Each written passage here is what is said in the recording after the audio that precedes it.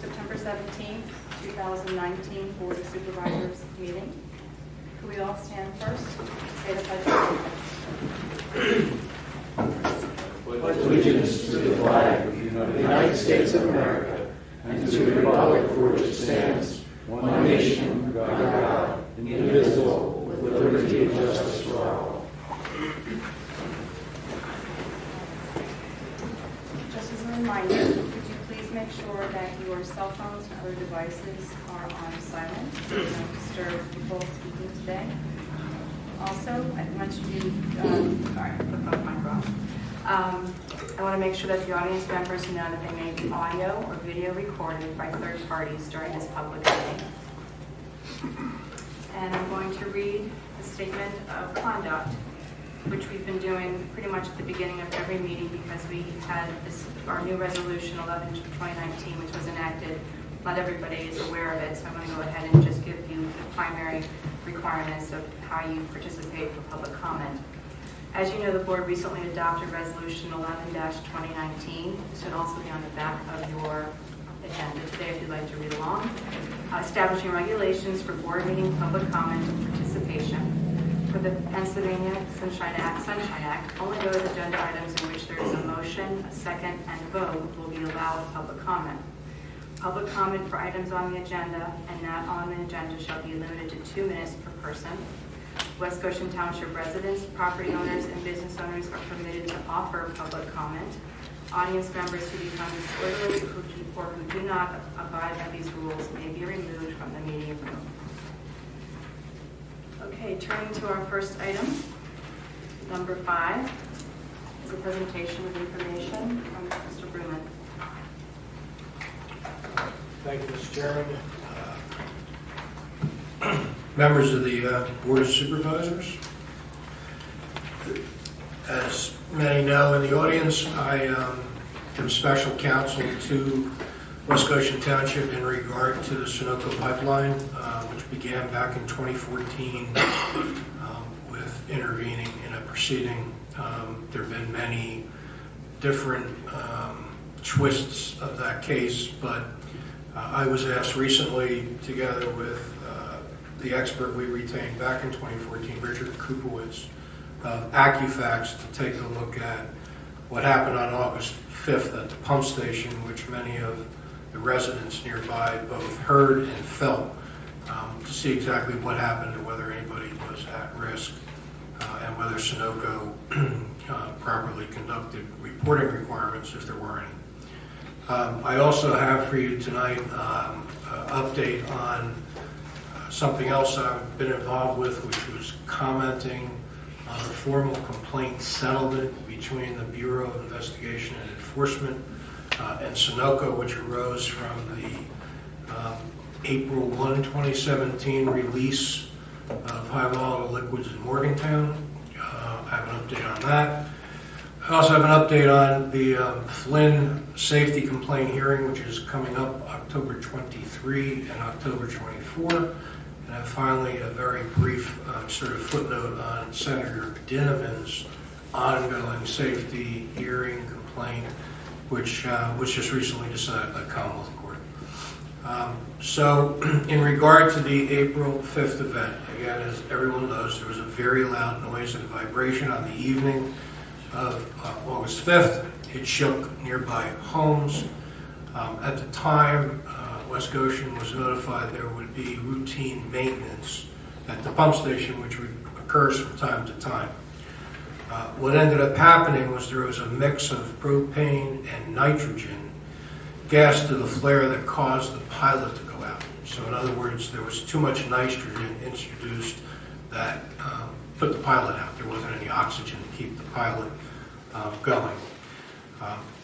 The reignition triggered a combustion of residual gas within the flare, which basically was a backfire. It could be called an explosion, but it clearly was, sort of in a technical sense, a backfire. And the reason for that was there was just too much nitrogen and propane and not enough oxygen when they reignited the flare. Richard Kupowitz, who investigates anything from this to severe explosions of pipelines throughout the country. Took a look at it and did feel that this was avoidable and should be avoided in the future by reducing the rate of nitrogen to the flare during these maintenance activities and doing a better job purging the pipe of nitrogen before reigniting if the unlikely event the flare pilot goes out again. The standard operating procedures for these maintenance activities have been amended, which should prevent a reoccurrence. Obviously not a guarantee, but something that should be prevented. Because of the type of backfire and what was released, if you will, it was under reportable requirements, both under Commonwealth law and federal regulations. And at least in his opinion, he wouldn't consider it a major HVL or high volatile liquid release caused by it. Clearly it was operator error, and hopefully this will never happen again. I presented to you his written report, which I've just summarized, under date of September 16, 2019. And if any member of the board has any questions, I'll probably be able to answer it with the caveat that I'm not as technically savvy nor as good in chemistry as he is. I have a question, David. I'm pretty sure you won't be able to answer it, though. So it's really for Mr. Kupowitz.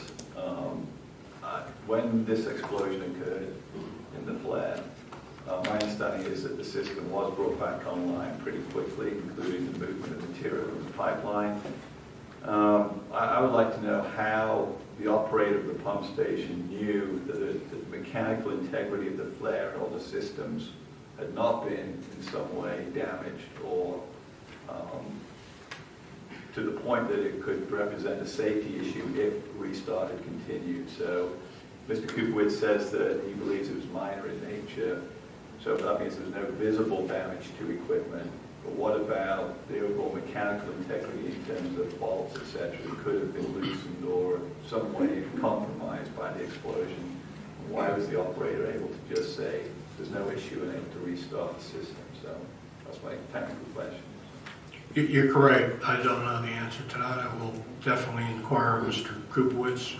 I know he reviewed the data that was available, and there were some videotapes of both the event itself while it occurred, as well as post-occurrence in terms of the flare itself. But as to how they know the answer to that question, I'm not exactly sure. Okay, thank you. Just a quick question, Dave. The conclusion, Mr. Kupowitz says modifications to the PS maintenance procedures should be implemented to prevent a reoccurrence. Can you shed some more light on that? Was there something they were doing that wasn't within proper procedure? Or is it something that's just recommended above what is already procedure?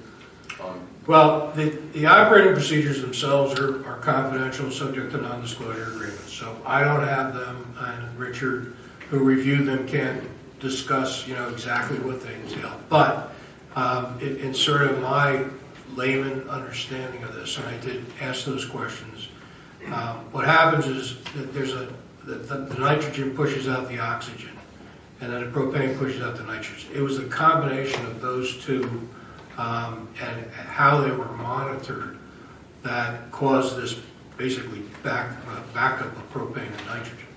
And there was too much in there when the pilot went out. So, I would imagine, and I'll go back to Richard on this too to see how much he can disclose, that the operating procedure will govern exactly the types of quantities and perhaps even a testing protocol to be able to objectively measure that while it's going through during purging. As a follow-up, that SPLP should communicate directly to the township and the public the actions they have taken to prevent a future recurrence. Are they legally obligated to do that? Is there anything that we can do to help leverage them into communicating? No, I mean, this has been a sort of repetitive theme in terms of their emergency planning, and candidly, just at times, very, very poor public relations. But it would sound common sense to just pick up the phone and let the police know exactly what happened before residents pick up the phone and the police are at that point reacting. But I think in this instance, it would have gone a long way, as opposed to sort of me getting a call in the morning from Casey and Derek, find out what happened. So they can and should be a little more proactive. That's triggered another question from me, unfortunately. Could you ask Mr. Kupowicz why he believes that just modifications to the maintenance procedures is sufficient to prevent a reoccurrence? I would have thought that you would need engineering controls to prevent the amount of flow that caused the pilots to be snuffed out, if you like, by the nitrogen and propane. Probably needs a lot more time to purge the line than they allowed. So I'd like to see, or ask the expert why the engineering control is not implemented as the corrective measure instead of procedural operator type response. This is the first time we've met. You bring a great expertise, obviously, to the board. I'm going to give you my card, and perhaps you could email me some more specific questions, and I'll go directly with Richard to get the answers. Thank you. I think those are all appropriate follow-ups. Any other comments from the board? Madam Chair, I would just vote if we could release this report to the public. Yeah, I'd make that motion. Are you making the motion? Please. Second? Okay, sure. All right. Either one. Doesn't matter. Only meeting Mighty Mo. I have a time first. A first and a second. All in favor? Aye. So we will post this report in its entirety. It's a 4-page report on the website. I think you said Yeah, I will sometime post late tomorrow? No, I'll post it tonight before I go home. Oh, okay. So Very it'll be good. in the posts on the right side, on the front page of the website, and also on the Sunoco page. Very good, thank you. Objection, violation of Sunshine Act, public comment, you missed that one. I want to take a look at this. Sure, any public comment? Hearing none, we'll move on to the next item. Number 6, reports of the... I'm going to give you the reports on the other 3 things I mentioned. I'll try to be brief. I know you have a big agenda. In any event, as I indicated, on April 1 of 2017, there was an ethane propane leak from what's known as Mariner East 1, or ME1 for short, and that was in Morgantown, PA. The Bureau of Investigation and Enforcement for the PUC conducted an investigation and filed a formal complaint on December 13th, 2018, or roughly 9 months later, alleging a lot of inaccuracies in the procedures of Energy Transfer, which is now the parent company of Sunoco Pipeline, LP. Specifically, their corrosion control program, including their cathodic protection practices, were deficient. Cathodic protection is that which protects the pipe from corrosion, which in turn can cause a release, which is what happened in this instance. We intervened in this case, or filed a petition to intervene along with Mr. Casey, Edgemont Township, West Wetland Township, and other specific individuals. Those petitions had not been acted on when, on April 3 of this year, almost 9 months later, a joint petition was filed by both Sunoco and the Bureau to approve a settlement. And that settlement, in broad brush, consisted of the $200,000 civil penalty, what's called a remaining life study, an inline inspection protocol and frequency, what's known as a close interval survey, and revisions to SOPs and implementation, which had already been done at that point in time by Energy Transfer. On July 15th of 2019, Judge Elizabeth Barnes granted townships, as well as everyone else's, petitions to intervene, permitting, among other things, public comments. West Goshen Township authorized me and Richard Kupowicz to submit public comments, which were submitted timely on August 15 of 2019. and in very brief summary, and I think those are on the website now. We maintain that the $200,000 settlement was woefully low. They have maximum authority to $2 million, and that maximum authority should have been exercised in this case, both because of the potential severity of the pipe leak and, frankly, compliance history. There are 9 factors that the PUC should consider for settlements. One of them is the compliance history of the operator. So we argue that they should impose the maximum fine. Second, we maintain that the actual cause of the leak had not been adequately demonstrated, and if it wasn't released to the public. So we were kind of clueless and still remain clueless as to what caused this specific leak. They removed 8 foot of pipe and sent it out for forensics.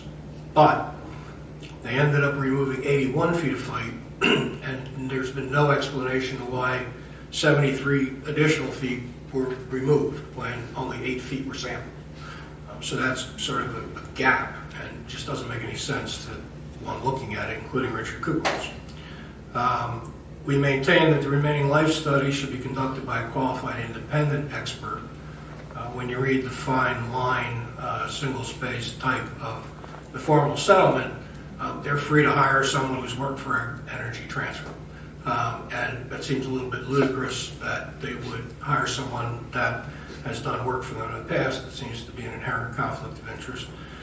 We maintain the PUC Bureau is capable of selecting an independent expert, and it should be they, not Sunoco, that control that. Richard Kupowicz recommended six additional criteria and specs for the remaining life study.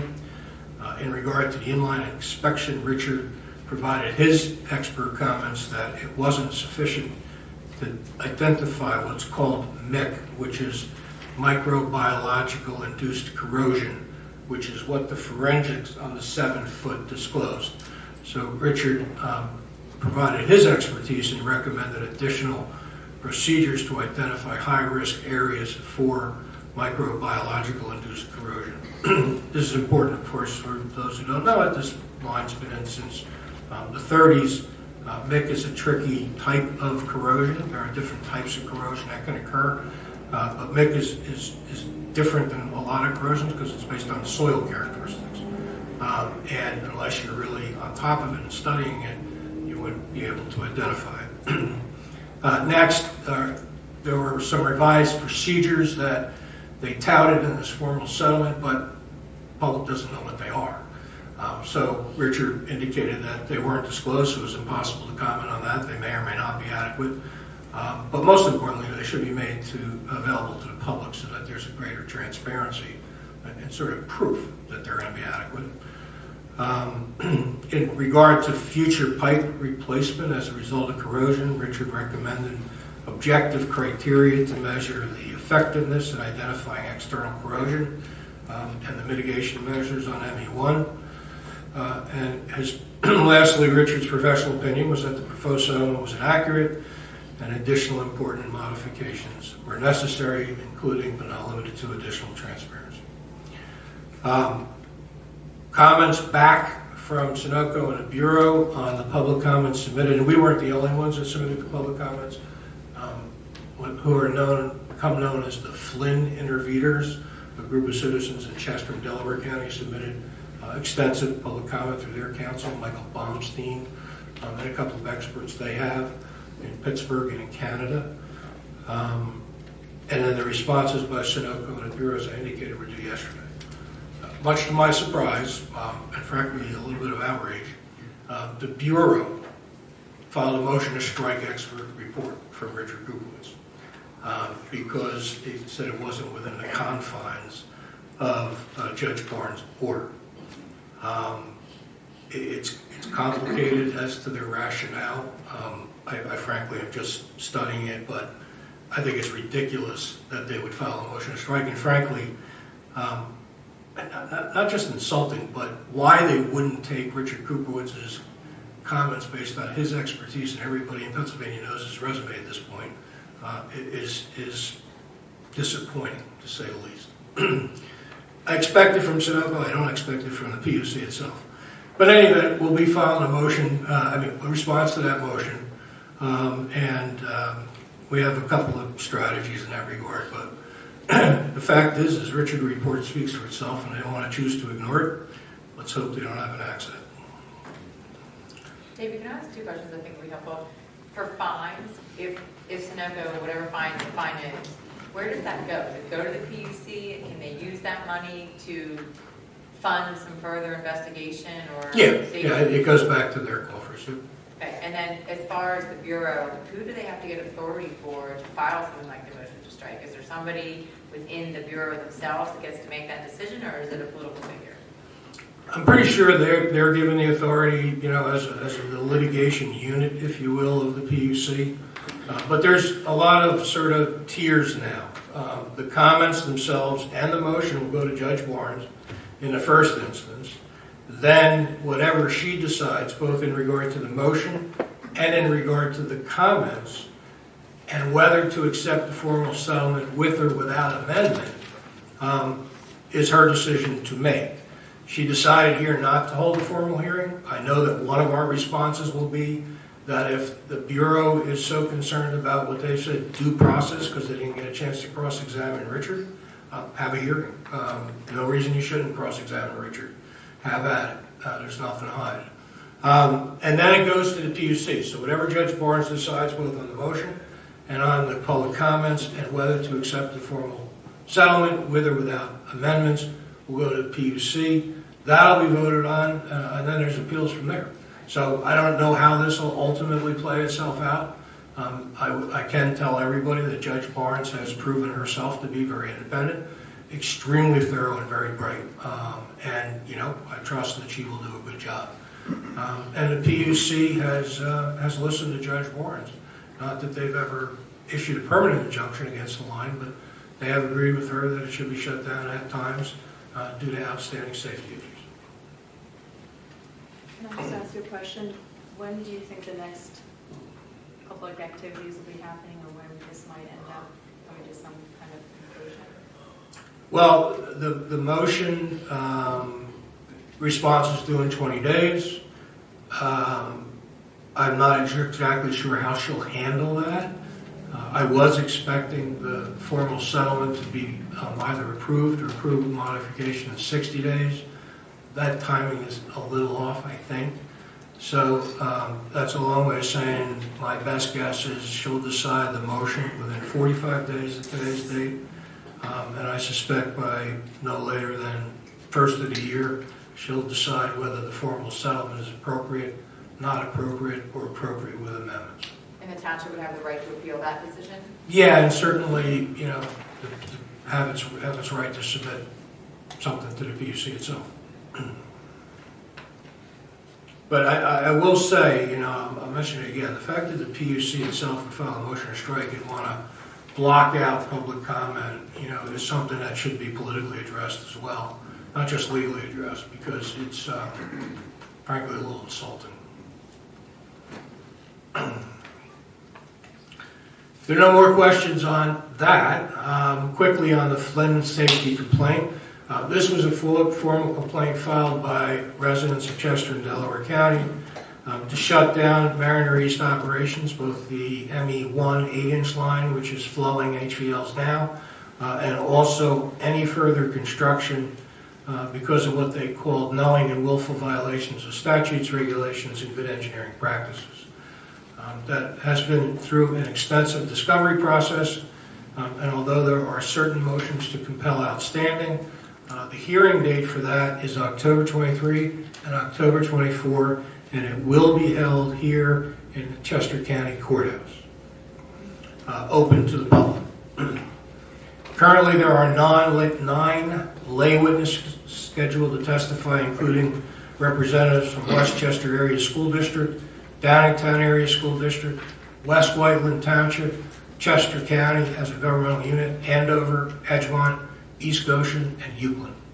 And they're all been participating in one way or the other. The Flynn plaintiffs, again represented by Michael Baumstein, has 3 expert witnesses. One is a corrosion expert, and there are 2 risk assessment experts, but they're approaching risk assessment differently than what was put out in the past. These are looking at what would be the consequences of an explosion or a release. So that's one type of risk testimony. The other is, and this could be interesting, they're looking at the comparative risk of Sunoco as a pipeline operator versus all others that operate in Pennsylvania. So that could be quite interesting. But in any event, like I said, hearings open to the public, October 23, 24, in the Chester County Courthouse. And lastly is the Senate, unless there's questions about that. Okay, so lastly is the Senator Dinniman safety complaint. This was paralleling, if you will, the Flynn safety complaint. That was filed in April of 2018, and that too sought to enjoin both ME1, which is the operating line, as well as the construction of ME2, the 20-inch, and ME2X, 16-inch, which are being built. Many people have seen it along the turnpike and sometimes, unfortunately, in your backyards. And it was because of both the sinkhole risk and the impacts of potable wells. It's common knowledge that in West Woodland Township there was a relatively severe sinkhole that exposed the 8-inch line. Unfortunately, there was another one over the weekend in Delaware County, which exposed the 8-inch line. That's currently being investigated. And also because of the technique they're using for the construction of ME2 and ME2X, which is horizontal drilling, direct drilling horizontally, that impacted some private wells. So Senator Dinniman filed the complaint. The PUC actually issued an ex parte order suspending operations while the matter was being investigated, but then permitted them back up roughly 2 months later on May 3. Dinniman continued on, and motions were raised by Sunoco that he didn't have what's called standing, meaning he wasn't close enough to the event and didn't have any impact different from the general public, and therefore didn't have the right to bring the lawsuit. We call that standing. Secondarily, he was maintaining that in his capacity as a legislator in Pennsylvania, he should have something known as legislative standing. Judge Barnes agreed on a legislative standing, did not address the individual standing because Senator Dinniman said he was only there in his legislative capacity. That went up to the Commonwealth Court on what's known as an interlocutory order. In other words, everybody at the PUC and the parties thought it was such an important issue that it should be decided first before extensive discovery and costs. And on September 9, the Commonwealth Court rendered an opinion and order finding that he, Senator Dinniman, did not have standing, neither legislative nor individual standing. So unless that case is appealed to and reversed by the Pennsylvania Supreme Court, that case brought by Senator Dinniman is over. So that concludes my report. Is there anyone in the audience who'd like to ask any questions of Mr. Brewer before he leaves? Ms. Smith, come on up, please.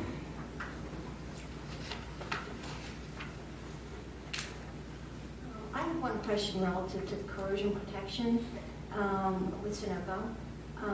My question is whether the cathodic protection issue is a result of not having any cathodic protection or having cathodic protection, like in a press Karen or a galvanic, where it was not tested. Because there's 2 different areas. If you have the cathodic protection, there's certain regulations that require you to test and various other things.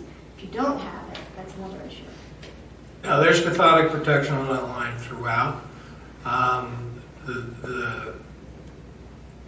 They didn't put it in service until they performed what's known as a hydrostatic test. Right.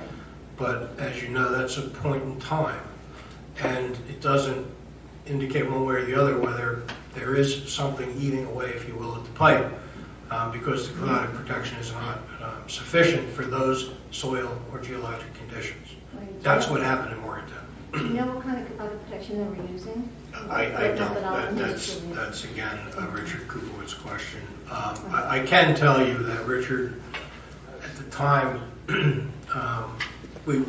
before we entered into a settlement agreement, meaning West Goshen Township, before they entered into a settlement agreement back in 2015, Richard reviewed all of that data and determined that their cathodic protection was adequate for the type of line it was. But, caution at the time and now that, until it's done continually and repeatedly, it's impossible to know exactly where it stands in a certain point in time. That's what is attempted to be addressed through this formal settlement. Okay, thank you. Yeah, but just a quick legal question, looking at your opinion on this, and my own opinion, but what type of chilling effect does this have on a legislator when, say there's an unconstitutional thing that happens, there's no redress, that they cannot, this decision seems to say that as a legislator representing your constituency, you don't have the right to have access to the courts in case the... Well, to be honest with you, that issue had some support at the Pennsylvania Supreme Court level, so I don't know that you can blame the Commonwealth Court, but in a nutshell, unless the action of the action of the party sued affects his ability as a senator to introduce legislation or vote on legislation, it's not legislative standing. The concept which was argued, of course, was a senator ought to, like you suggest, be able to represent his or her constituents, and in the case of something like this, sue to enforce the law, and they indicated that that's not legislative standing. Is anyone else, Ms. Wood, I think you want to come up? As a footnote, I frankly find it even more interesting that someone who lives within 2 miles of that line isn't aggrieved more than the average person. I find that ruling a little bit troubling because standing has sort of relaxed over the years, and that was their holding, that because he lived 2 miles from where the event occurred, he wasn't impacted any more than any other citizen of PA. One could dispute that. Good evening, Mr. Berman, Board of Supervisors. My name is Margie Swart. I've presented the Board of Supervisors a map that Sunoco had presented to the township in November of 2015 that shows plans for the block valve to be on the Janiet 2 property. Has that map been provided to you? I have seen that map. Okay. I do have a copy, so can I leave this with you for the record? Just that. Sure. Great. Thank you very much. No problem. Thank you. No problem. Any other questions from the audience? All right, hearing none, we're going to move on to item number 6, which are the reports for the month of August 2019. The police report is going to be presented by Captain Drexton. I'm going to excuse myself. Thank you for having me, and I'll keep you posted.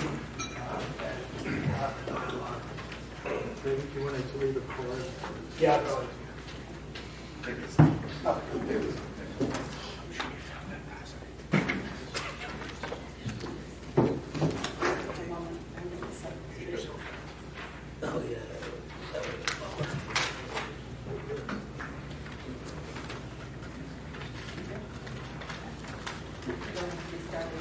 Good evening, everyone.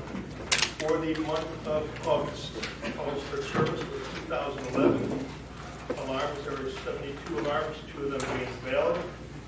The officers investigated 21 reportable accidents. They also investigated 41 non-reportable accidents. Total mileage for the month of August that the officers patrolled were 24,761.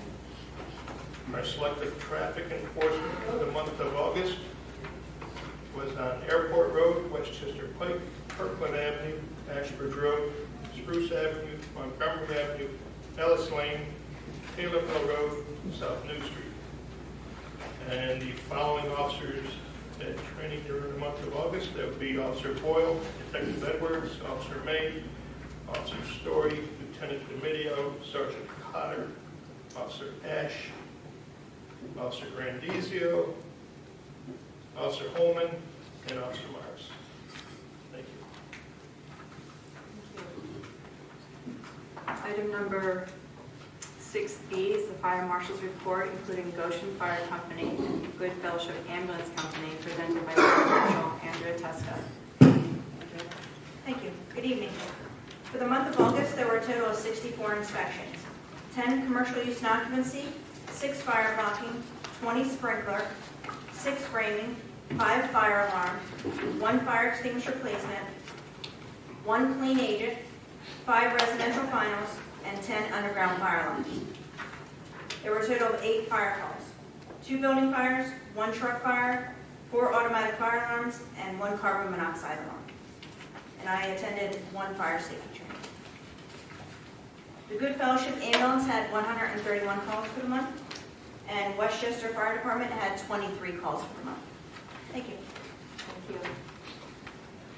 Item number 6C, building officials report, presented by building official John Beswick. For the month of August, there was a total of 110 permits. 1 single-family dwelling, 23 building, 18 electrical, 3 fire protection, 22 HVAC, 9 plumbing, 9 roofing, 4 zoning, 8 use of occupancies, 6 E&S, 1 sewer tapping, 1 open space, and 5 road occupancies. The estimated cost of construction was $2,934,922.37, and the permit fees were $37,449.96. Thank you. Thank you. Okay, turning to item number 7, the approval of the Board of Supervisors meeting minutes of August 20th, 2019.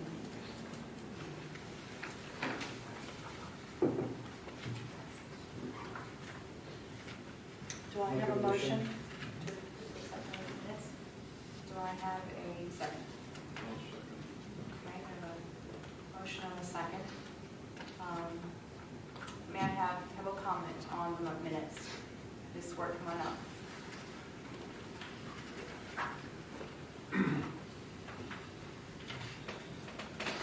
Good evening again. Page 1, under meeting minutes approval, it says on a vote of 3 to 0. I believe that should be 4 to 0. Thank you very much. You're welcome. And again, on treasurer's report approval, same thing. It says on a vote from 3 to 0. Thanks for And then on the last page, I did read a letter that you just referenced that I read a letter aloud. And I had asked that that letter be attached to the minutes. I recall the board did not agree to do it at the time, but that's your decision. If not, would you just kindly reflect in the minutes that Ms. Swart asked that the letter be submitted to the minutes, but you declined? But I would like for it to be referenced that I did ask for that letter to be attached. Thank you. Thank you. Anyone else with public comment regarding the minutes from last month? I'm going to abstain because I was not there last month. So we have a first and a second. All in favor? Aye.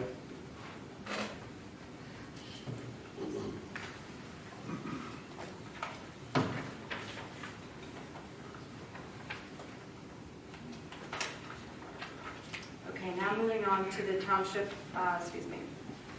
to the approval of the treasurer's report dated August 31st, 2019, the general fund, the sewer revenue fund, the waste and recycling fund, and the capital reserve fund, and the bills to be paid from these funds. Make a motion to approve it. We have a motion to approve and a second. May I have some public comment? Ms. Swart?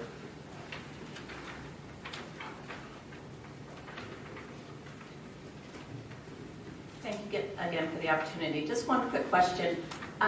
The bus stop trash pickup, is that actually picked up by Republic? I see on the finance report, it appears though there's a payment every month that is made to another company, and it specifies bus. Those are the bus shelters. Bus shelters, correct. That's, it's a Clear Channel Communications. Okay, so Republic does not pick up the trash from the SEPTA bus stations? We have 4 stops that we established township trash cans at. because we were having trouble with litter. Those 4 are billed by Republic Street pickups. Clear Channel owns the other bus stops, the actual structure. Okay. So we pay them for that service. Okay, so on the treasurer's report, when I see that expenditure, a couple $100 a month, that goes to Clear Channel. Okay, thank you very much. Any other public comment on the treasurer's report? We have a motion and a second. All in favor? Aye.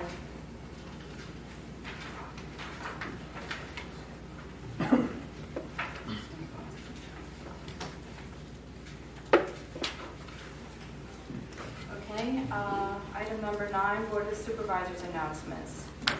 Mr. Pielli, would you like to start off this evening? Actually, just a few from the Parks and Rec Department. We have a resident art exhibit that's coming up. West Goshen Township is seeking submissions through September 30th of artwork to be shown in West Goshen Township Administration Building through the months of September and October of 2019 by West Goshen residents. We do this every year, folks, so please feel free to submit some art. We also have the full movie series coming up. And I think this weekend we have our first movie, The Avengers. I can't bring it up right now, but based on memory, it's at 7:30. It's free. It's free to the public. It's right here in the community park. Folks are asked to bring some dry goods for donations to the area charities. So feel free to come and watch a free movie, The Avengers, and I think the next one is Pet Story 2 the following week. The Secret Life of Pets. Secret Life of Pets Story 2. And I see Aladdin. Aladdin's coming, so I think that's the 3rd one. That's going to be a big one. I do have the full list if you'd like. You do? Okay. Well, maybe we could post that, and folks, please take a look at that. So Parks and Recs, just hit that link. Thank you. Mr. Miko. Okay. I just want to note that we had our second Township Supervisors Workshop at the beginning of September, September 4th. The majority of the time that we spent, which is typically about 15 minutes, was to address the Westchester University overlay, which is an initiative out of the township to identify parcels of land on which the university could continue to build. And after having an initial, our first workshop, which was back in, I guess it was July, we had quite a few residents from the northern Roslyn area come in and speak with us about their concerns and aggravations from having these wonderful neighborhoods that are being affected by the amount of traffic and the university's interest in potentially building in their neighborhoods. So the township took some time to meet with our planner, and during that planning process, we made some adjustments to remove residential areas out of the university campus that had been identified. And we shared back some information with them, and we had a good conversation. And we have not made final plans in terms of moving forward because we still have a little bit of homework still to do to get to a final conclusion, which at some point will end up going to the Planning Commission, and ultimately there'll be a public hearing about it. Hearing, correct? It's a hearing? We're going to have a hearing, right? Yes, we will have to have a full hearing. And that's all I needed to share with you today. My announcement has to do with the historical preservation ordinance for the township, and it has been submitted to the Historical Commission for review. We should have it by next month for action. That's that. Okay, I have one announcement. It's just an update on the Westchester Area Council of Governments Renewable Energy Study that West Goshen is participating in. Just to make sure that all residents are aware that the consulting company Cadmus issued a stakeholder and community engagement document last week, and Casey kindly posted that to our website last Monday. So if you want to review the feedback that the citizens had, the residents had in the general area, that's available through the website. In addition to that, there'll also be a brief article in the e-newsletter that's coming out this week from the township. That will also have a link not only to that document, but to some other documents that have been relevant to this study so far. So I encourage everyone to kind of check that out through the newsletter. And just as a status report, they're obviously in their deep dive now, doing their evaluation as to what strategies might be relevant for us in terms of pursuing a renewable energy future in the Westchester area. And they're likely to issue their draft report later in the fall, probably towards the end of October. And there will be a public meeting for everyone to review that and provide further comment before we have a final set of recommendations. Thank you. Thank you. Mr. Casey, do you have any township managers announcements? I do have a few. Good evening, everyone. Spotted lantern flies are on everybody's minds, apparently, so they're at my house. They're all over the township building. Representative Daniel Friel-Otten is hosting a Penn State Extension meeting Monday, September 23rd, so next Monday at 6:30 p.m. It's out at East Brandywine Township's building at 1214 Horseshoe Pike. There's going to be an expert from the Penn State Extension there to answer questions from 6:30 to 7:30 on tips you can use as a homeowner, business owner to combat the spotted lantern fly. There's apparently been some good research on some type of fungus that's naturally occurring in Pennsylvania that appears to kill the lantern flies. So they'll probably talk about that and other commercially available remedies to combat the spotted lantern fly. On October 16th, which is our next regularly scheduled meeting, actually, 15th, I'm sorry. I said October 15th, from 6 to 7 p.m. preceding our next meeting, we will have our department head budget discussion where all of our department heads appear, talk about their individual budgets. It's well before even preliminary budget, so it's their raw requests, just for the board and the public to start hearing about what's proposed for the 2020 budget. Again, that's October 15th, 6 to 7 p.m. in this room, immediately preceding our public meeting. Saturday, October 5th is Chester County Day. It's the annual tour of Chester County homes to benefit Chester County Hospital. We have some information on our website. It's a great event. I usually go over here. So see our website for more information. Oh yes, we have the Chester County newspapers downstairs on the bench. If you want to pick one up on the way out.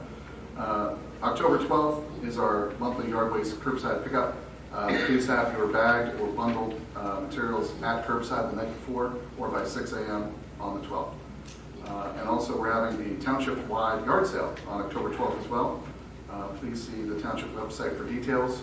You can register, get a sign, and then participate on the 12th. So that's it. Thank you. Thank you. Mr. Craig? Oh, I'm sorry. One more. On Friday, this requires no action by the board. It's a pass-through.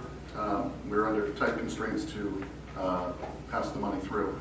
We received the 2019 Foreign Fire Relief Distribution, and I'll read the memo. On September 16th, 2019, we received the 2019 Foreign Fire Relief Funds from the Commonwealth of Pennsylvania in the amount of $198,376.99 and deposited these funds into the general fund. In accordance with Act 205, distribution of these funds are to be made to the various fire relief associations of the fire companies servicing our municipality within 60 days of receipt of the funds. As in years past, these funds have been allocated on the same percentage basis. Good Fellowship ambulance will receive 12.5%. Goshen Volunteer Fire Company will receive 50%, and Westchester Volunteer Fire Companies will receive 37.5%. Accordingly, these funds will be distributed as follows. Good Fellowship ambulance, $24,797.12. Goshen Volunteer Fire Company, $99,188.50. And Westchester Volunteer Fire Company, $74,391.37. For again, that distribution of $198,376.99. Again, it's a pass-through from us, and no action is required by the board. Just did it so. Thank you. Very good. Now turning to Mr. Craig, the engineer's report. Thank you, Madam Chairman. Regarding stormwater, not much to report. We're still waiting for our new MS4 permit to be issued. With regard to the Greystone project, the model homes are currently under construction. Traffic signals at Phoenixville Pike and Saunders Lane and Pottstown Pike and Aram Avenue are under construction. And the Collector Street between Phoenixville Pike and Pottstown Pike, known as Aram Avenue, is receiving the wearing course final paving this week and will be completed by Thursday. And that road is not open to public traffic at this point. It's still open only to construction traffic. That's all I have. Thank you. Thank you. Just a quick question. Rick, when do you think the traffic signals in the road opening, when would that be?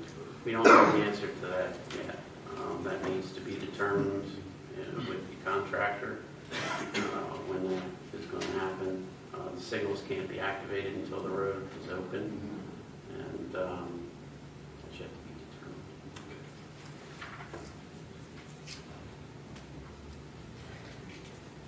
Mr. Webb, please speak to us as the zoning officer. What announcements do you have? Thank you, Madam Chair. With regard to the zoning hearing board, the zoning hearing board did meet a few weeks ago. They rendered a few decisions, one of which was on the case on Fernhill Road, where the gentleman wanted to put the shed in the front yard. Zoning hearing board denied that variance request. The zoning hearing board also heard the matter for the Luxor. They had also denied that variance request. With regards to two other hearings that had taken place, we had met last week. The zoning hearing board was set to render a decision, but unfortunately, the court reporter was unable to get the transcripts to the zoning hearing board solicitor in time, so it did not make any sense for the board to render a decision without having the transcripts and for them to be able to go through the record and make a educated decision. So the zoning hearing board has moved that decision for the Sheridan Drive matter to October 3rd at 7 p.m. here. They will also hear the matter. They will also render their decision for the case that they had last week for 504 Howard, which was a de minimis setback request for side yard and front yard relief. They will also do that on October 3rd. So far, 17 cases this year, and a few more coming. So we've set a record since I've been here. We continue to do noise surveillance, let's say, at Greystone because of the issues we received with the start of the project. Unfortunately, contractors still have not been able to come to the understanding they're not allowed to start until 7 a.m. So I've been writing citations every week. The most I wrote in one day was 3. These guys just aren't getting it. So we're going to continue down that road until they get it. Because I think it's only going to get worse when they start building it, once they get more housing. So that's all I have now, Jim. All right, thank you very much.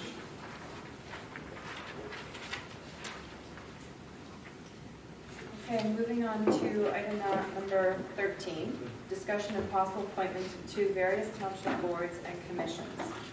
I believe that we have some nominations for the positions.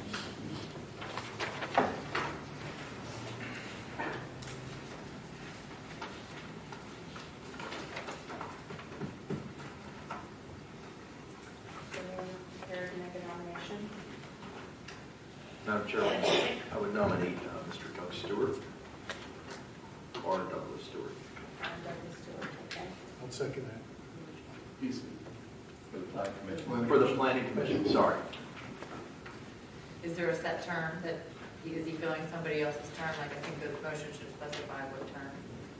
Is he filling somebody who left the position? Yes, If he he's would be filling a filling Monica's vacancy. term. Okay. I believe Monica had 2 years left on her term. As long as he says to fill one. To fill, yeah, it's to fill Monica during years. Sure, I'll amend my motion that I nominate Mr. R. Douglas Stewart to fulfill the term. Vacant Monica. position. Okay, very good, thank you. I believe Ed second. That's second.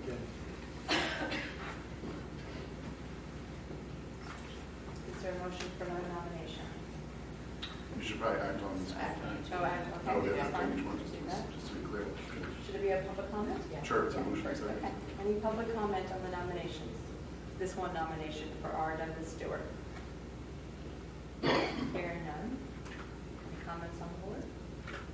Okay. But I think it'd be good just to mention that Mr. R. Douglas Stewart's resume includes Director of Planning, a land planner, land development consultant. He's eminently qualified for the Planning Commission. We're lucky to have such talent willing to volunteer on the Planning Commission, so we're glad to have him.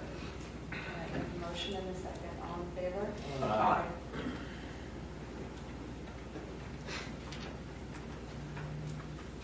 Are there any other candidates?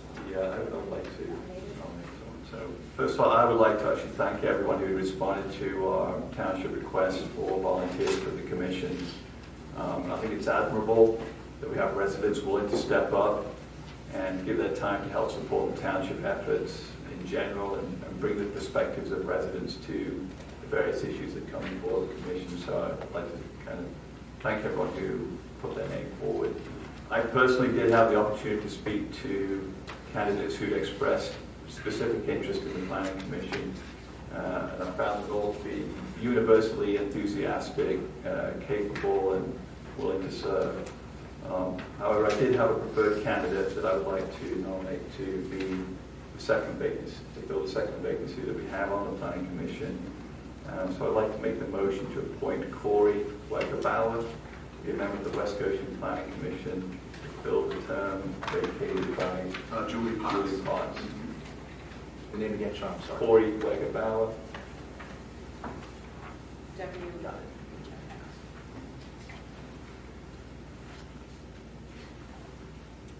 So we have a nomination. I'll second that. And a second. Public comment on this candidate? Hearing none. All in favor? Aye. Aye. By any chance are Mr. Stewart or Mr. Wegerbauer in the audience? I have not met Corey, but I do not see Doug Stewart. All right, moving on to, we're going to switch the order from 14. We're going to start with 15. A continued discussion of Alpha Lake Properties, former Discovery Daycare, request to rezone.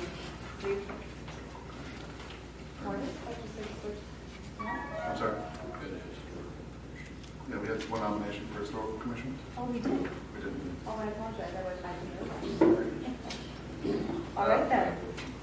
We did receive one specific letter of interest for the Historical Commission in amongst the resumes, and that was Norm Pine. If you see that fit. Is there a nomination? I would nominate Norm Pine for the Historical Commission. I'll second. Any comment from the public? Hearing none. All in favor? Aye. Aye. Very good. Thank you very much. Sorry. All right, now are we going to switch 15 to 14? Correct. Okay. Correct. Continued discussion of Accolade Properties, former Discovery Daycare, request to rezone 325 North Five Points Road at 706, and adjacent parcels. Yes. So if I can give a little background, Mr. Jarros is here representing Accolade Properties. They're the equitable owner of a parcel that people refer to as the Discovery Daycare property. I can give the address. 325. 336 South Chronicle. It's actually 336. 335 South Chronicle. Okay. They had presented a petition to the board asking that you rezone and allow a development with single-family dwellings on lots that are smaller than what the R3 district would allow. Currently, the R3 district allows single-family detached dwellings, but the lots have to have a minimum lot size of 18,000 square feet. They had a sketch plan that they proposed, I think, 11 lots, John? Is that correct? 11 lots. And in order to have the 11 lots, they wanted a smaller lot size. So they had, the board basically said, staff, you can work with the applicant's counsel, see what kind of an ordinance they would put together. So Mr. Jarros put together a proposal to create a new zoning district, the R3C district, which he identified as what he called residential infill. He prepared, basically it was just going to include his client's property, and we had suggested in talking to staff that it makes more sense. There are a lot of lots between Paoli Pike and basically Route 3 that are currently non-conforming with respect to your minimum lot area. Those lots, I think, Bill, help me here, are they 10,000 square feet today? They're about 10,000 square feet, which causes a lot of zoning hearings. So because of those non-conforming lot sizes, when those lot owners come in and try to put a shed on or some sort of small addition to the property, they can't meet the area bulk requirements and need zoning variances. So staff's recommendation was that rather than just rezone one parcel, which causes legal concerns with spot zoning anyway, to look at a potential new district to cover additional parcels. So I've asked Mr. Craig to put together a map that would identify what staff's recommendation to the extent the board would want to do this. So I've handed everybody a copy. Mr. Craig has it up on the screen. It's the dark, well, I guess light blue, dark blue, whatever you call that, right in the center basically.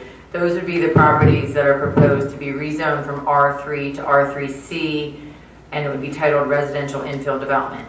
The area and bulk standards, I think for the most part, are pretty similar, Rick, to the R3, maybe a little bit more dense, I guess you could call it. They are very similar. There's a slight reduction in the front yard and rear yard setback, but other than that, they're pretty similar, and the main change is the overall area of the parcel. So this is before the board to determine whether you want to proceed in this fashion. This is completely in your discretion as legislators, whether you'd like to change the zoning for the petitioner's property or for the parcels that are presented to you on the screen today. From a legal perspective, I think you're in a better position if you do it a broader brush and have a larger area. I think that these properties have similar characteristics that make them appropriate to be within a different zoning designation than just your R3.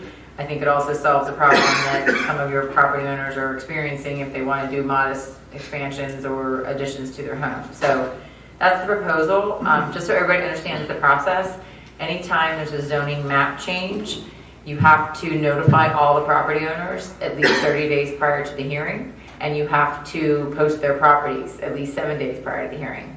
So what I didn't want to happen was the board to move this forward and property owners to get a copy of the letter about a hearing and not understand what this is about and feel that somehow they're being negatively impacted by this. I actually think if somebody could explain it to them, they might believe that they're being positively impacted. Anytime somebody gets a letter that says your zoning's changing, it could cause concern. So I had suggested that maybe we take a step back and make sure that you're given an opportunity to send a letter explaining what this is all about and why it's being done. Obviously, it was brought forward by a petitioner, but now it's sort of taken on a broader scale in order to sort of kill two birds with one stone, so to speak. So given that, one of the suggestions was that at your next work session, we could send the letter out, explain, closing the ordinance, explaining what it's about and what it does to their property and what it doesn't do to their property, and inviting them to come before the actual public hearing, so that if they have questions, they can better understand and ask them before they feel like you're having the hearing and ready to make a decision. That's a suggestion. It's up to you guys how you want to handle it. But we do have to be aware of the requirements under the municipality's planning code to send the notice 30 days prior and to post the property, and also to send this to the Chester County Planning Commission. So that would be the next step if you're comfortable with, and also to understand that Craig has put his comments into the air and bulk regulations. I really sort of defer to him on that to make sure he's comfortable with that. Mr. Jaros, you're comfortable with this draft as it's been revised? Good evening. We thank staff and their cooperation. Yes, we did review the edits to the proposed draft, and they were acceptable to us. My question would be just what would be the targeted hearing date? The November board meeting. Third Tuesday. Well, when would be the hearing? I thought you said hearing. Oh, I'm sorry. The hearing would be the 19th. 19th November. Our meeting, our next meeting, our November meeting. Two meetings. Yeah. Of the work session. The work session on the first Wednesday in November would be the discussion and the residents in this district. And then it's open to the public, but obviously the residents will be affected. And what would that date be? November 6th. Okay. November 6th is that first one. So the work session they have is 6 o'clock. The November 19th is the regular meeting, and that starts at 7 p.m. So the hearing could be advertised for that date. want to, so as I think about the time between a November the 6th workshop and a board meeting less than a week or two later, so if you missed that chance to come to the workshop session or whatever else, it seems very close connection now. I wonder whether we couldn't have our workshop session in October, just to give folks a month to understand what's being proposed and not feel like we're just trying to rush through from, hey, we told you on the 5th, the 6th of November, and now we're going to have a hearing 2 weeks later. We could invite them to the October meeting, the 15th. Right, we can do it There'll be then. a discussion item. Excuse me, some of the residents are here tonight. I think it would be a good idea to ask them. That's fine. Could just, before we go there, we'll just finish our own discussion here and just. Yeah. I think it makes sense to give them more time as well. So if everyone. We can craft a letter to. Yeah, invite them to- Put it on the agenda. Put it on the agenda. Sure, too. Yeah, okay, thanks. Mr. Jarvis, would you be available? We will make ourselves available, yes. I was going to open it for public comments. Does the board have any questions on the ordinance itself or any concerns about the ordinance? I think it's important, as Sean pointed out, that we give the residents as much notice as we can so they can have input and we can hear from them. So Yeah, we should be able to get those letters out this week. Okay. By Friday. Is this plan available for us to view? I don't have a copy of it. It's not in township possession, so. if you need a copy of it, give us. We certainly would be willing to meet with the residents out in the hall. Okay, We'll talk to you. So we can, if you give me your card, I can email everything I have to you, and we can also post it on the website. That would be a good idea if we post it so that the residents could look to our website. We'll have this Right here, posted. email down for me.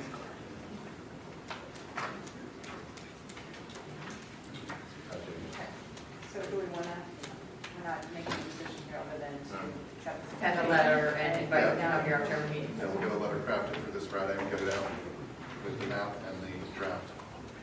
Put it on the Yep. agenda. Before they leave it to motion. You don't have to have direction. Do we want to send to the county planning commission as well, so you have their input? Yeah, I think we should start the run. We can start the vote process. Okay. Bill, do you want to start that Thursday after we're done with everything's market? Kristen, do you send me the code? By the way, you did. Thank you, yeah.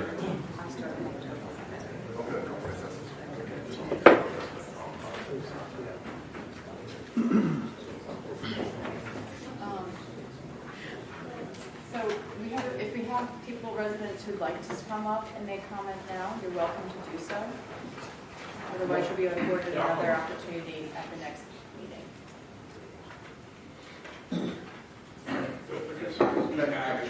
Steve Montana.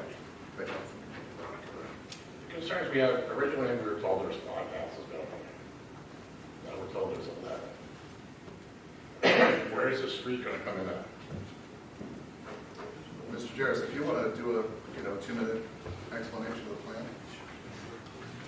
You called me on the night our engineer was unavailable. I've worn many hats, so I'll try. I understand that all that is being discussed is an ordinance to put in place to allow a development such as this. This is, if they would have a hearing and adopt an amendment to the zoning ordinance, that doesn't approve any development. Correct. So make sure people understood that. There was a plan, I'm trying to determine where the best place to. You can put it right here, I'll hold it. How about right? Or even, well, people can't Oh, see can't it. see the screen? Like Carol Merrill. Is it Technology is. on Isabel? It's right there. The plan originally under the by right ordinance provided for 5 lots, I believe, total, and that would have left the larger daycare property unto itself. The proposal made to the township to revise the ordinance now proposes 11 lots in that configuration, and that is the plan we have set before you on many meetings here at the township, trying to relay what we would be able to accomplish if the zoning ordinance was amended as discussed here this evening. What is the property at 336? Is that going to be a house there? With no cut through to the street, correct? Correct. Because 326 is a beautiful I'll property. be able to address that. No, actually, property was 325, 25. Right, the tax parcel was 336, I'm sorry, South Veronica. If we're talking about that one parcel that's buffer zone up there, that's going to be a standalone lot that basically fills in with the rest of that development. We discussed it with the board, we discussed it with our engineer. It basically fits that road, and it'll be a driveway off of that road. South Veronica. Correct. What is your plan for the property lines for the other property lines? The setbacks? Yeah. Mr. You Jerry's plan on putting fencing up, or? We haven't gotten at that part of the discussion. This is, at this point, we've been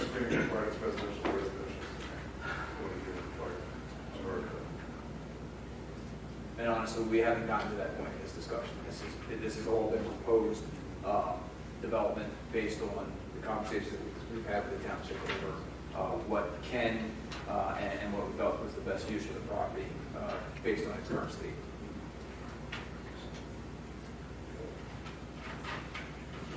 I have nothing else, I don't know if somebody else, you guys have anything? You guys have about the property. We're under an understanding of going to 5 properties. You said they're going to be 100 by 100 lots.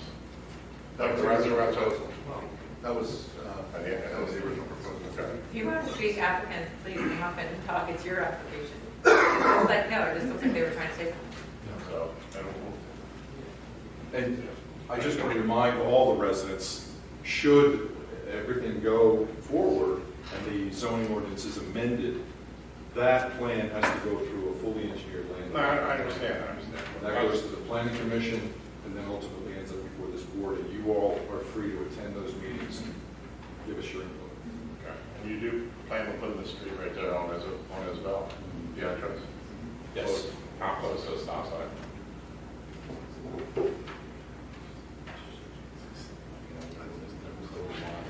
Stop intersection. It's greater than 80 feet, but I don't remember the exact distance. 80 feet is the minimum required by the code.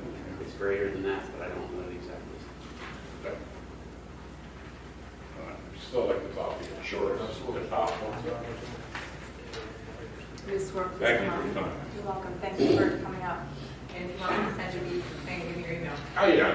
Yep. You already had it, actually, but I'll do it. Hi, I would just like to make a comment. Procedurally, this just confuses me. It seems like this should be an issue before the planning commission. I don't understand why developers and their attorneys come to the board of supervisors, plead their case, and then they go to the planning commission and basically say, you've already given their approval. Well, I was at the planning commission meeting just last week, Ms. Camp. This item was on the agenda. The builder wasn't there. The attorney wasn't there. The presentation was given by Mr. Craig.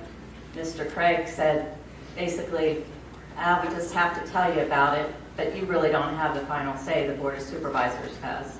I just think, yeah, that is correct, but you're shortchanging all this expertise, your volunteers that you have sitting on these boards, and then you're just not giving them the opportunity. They have the knowledge, they have the experience. The residents would have an opportunity to go before the board. I've seen these issues before. Once this is rezoned, you can't say no to 11 lots. You know, of course they're selling their project, but I just drove by just to understand once the agenda came out the other night, and I happened to see one of the neighbors in his driveway, and I just pulled in to talk to him about it.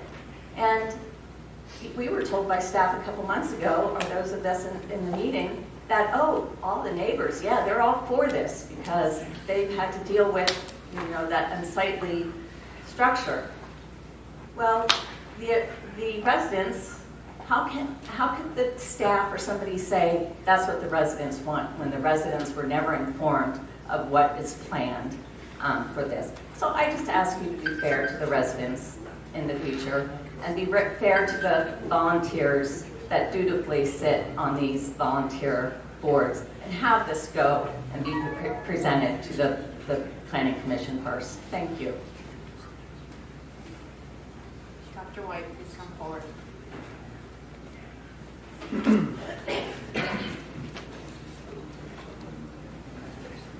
Doug White, West Goshen Township. Thank you, Margie. I have to respond to that. I'm on the planning commission. We had a discussion. Nothing was decided. It's not that unusual that a developer comes before you, either publicly or privately. I've seen that many times. Whether you're for this or against this, it will be done properly. There's a lot of, and even Rick Craig said, think about it. We're not deciding anything tonight. There's going to be more meetings about this. And you are taking the right steps to inform the residents. Thank you. Any other comment? That's a good start, because like I said, the first time people were on my property surveying, we weren't aware of it. So it came as a surprise to us. So I think notifying us is a big start.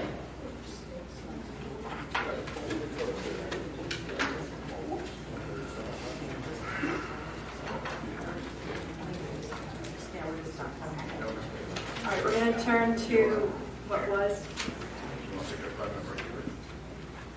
no, not really.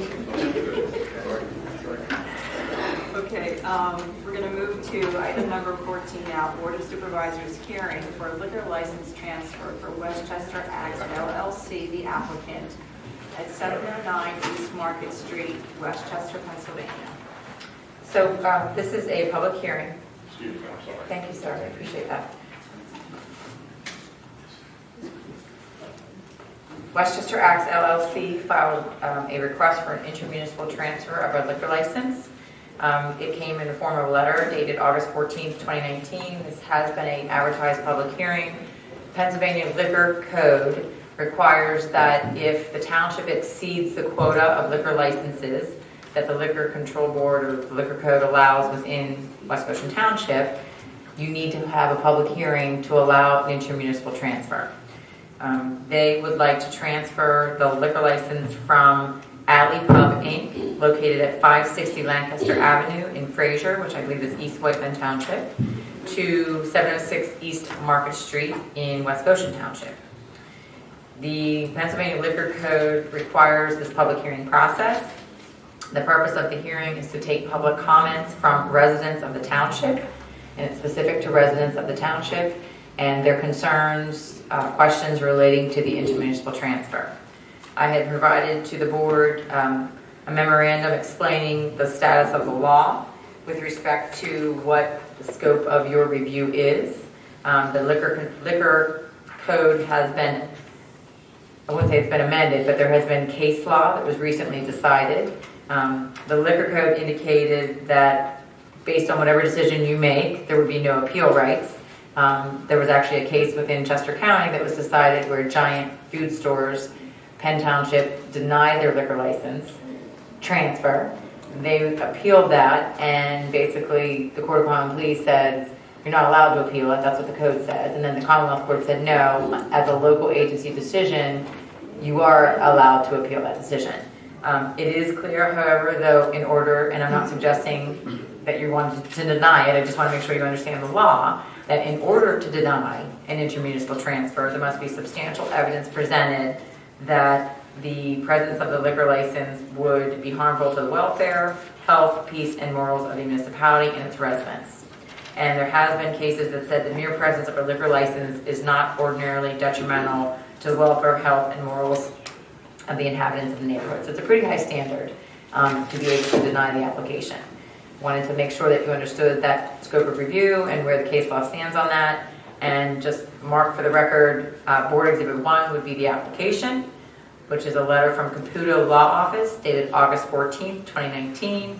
And then the second is the proof of publication of tonight's hearing. This hearing was advertised on September 2nd and September 9th, 2019 in the Daily Local News. Does anybody on the board have any questions about the scope of the hearing? Okay, with that, I'll turn it over. Applicant's counsel is here. Chad Schneider is here from Caputo Law Office. So, Chad, you have the floor. Okay. Just a brief summary of the establishment. It is the Westchester Axe LLC. I'm sorry, Chad. Yeah, Yes. we asked you to go to the podium, that way we can have it undertaken and make sure we can hear you. Thank you. Thank you. applicant's name is Westchester Axe LLC. The trade name is Stumpy's. The location is 706 East Market Street, Westchester, PA 19382. As is indicated, it's a transfer of R license 19522 from 560 Lancaster Avenue, Fraser, PA. The seating for the establishment is going to be around 50 in the lounge area. The hours of operation are going to be Monday and Tuesday. They will be closed. Wednesday and Thursday will be 5 to 10 p.m. Friday and Saturday, 12 p.m. to 12 a.m. Sunday would be 12 to 9. Nothing outdoors planned, and there is no live entertainment. The staff will be trained in ramp certification, that being responsible alcohol management personnel to identify visibly intoxicated people. They will also have the scans to verify individuals' IDs. They are a national chain. They have no incidents of any type of injuries or loss. They are insured. Right now, the plan is to not let anybody in under the age of 21. At some point, as is consistent with Pennsylvania Liquor Control Board, they could allow minors in 18 or over with accompaniment by an adult, that being a parent. If it is passed, it usually takes about 8 to 12 weeks for it to clear from Pennsylvania Liquor Control. That's when the actual filing will be made.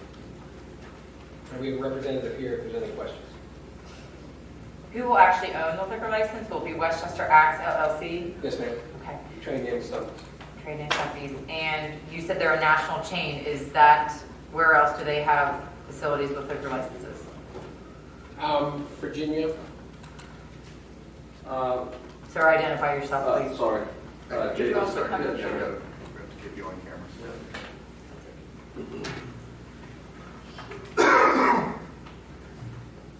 Good evening. Most of the locations are BYOB, and it's a franchise, so I'm not sure exactly which ones have liquor license and which ones don't.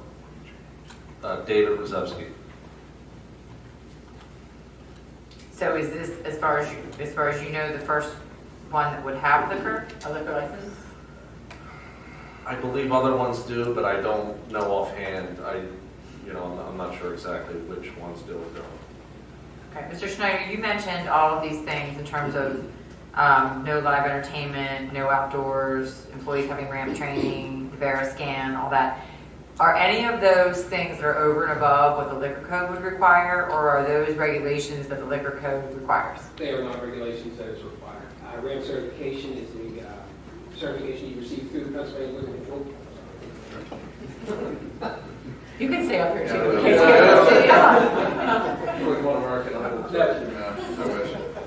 No, those are above and beyond. RAM certification is not required, but it is valid for 2 years. Everybody goes through a managerial training with the Pennsylvania Liquor Control. The scan also is not required through Pennsylvania Liquor Control. And is that what, when you go to Wegmans or one of the grocery stores, when they put your ID through the, is that what scan is? Yes. Okay.